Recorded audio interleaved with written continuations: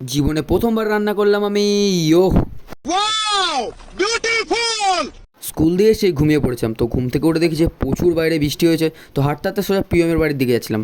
Half রাস্তা আসতে না আসতেই দেখি যে হাঁটু পর্যন্ত জল জমে গেছে, যা রাগ হচ্ছিল।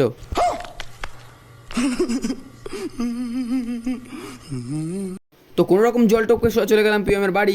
দেন পিএমের সাথে দেখা করে আবার জল টপকে টপকে সোজা চলে গেলাম দোকানে পাস্তা করবো বলে কিছু জিনিসপত্র আনতে। দেন পাস্তা, ম্যাগি, বাদাম, সস, ডিম সমস্ত কিছু নিয়ে চলে এলাম। আর এদিকে পিএম গরম জল বসাচ্ছিল। তারপর আমি আর কি আস্তে করে পাস্তাটা জলের মধ্যে ছেড়ে দিলাম। আর এদিকে পিএম আলু কাটছিল। তারপর আলু কাটা হয়ে গেল। দেন কড়াইতে আলু বসিয়ে পেঁয়াজ দিয়ে, তেল দিয়ে, ডিম ফাটিয়ে, বাদাম দিয়ে চাউমিনটা আর পাস্তাটা দিয়ে দিলাম। তো দেখতেই পাচ্ছ আমাদের রান্না এখন কমপ্লিট। যাই হোক, জীবনে ফার্স্ট টাইম ট্রাই করলাম, বাট নিজের হাতে রান্না খুব দেখতে সুন্দর লাগছিল। তো আমরা এখন পাস্তা খাই, আর তোমরা এরকম মিনি ব্লগ দেখার জন্য চ্যানেলটাকে সাবস্ক্রাইব করো। চলো টাটা, বাই।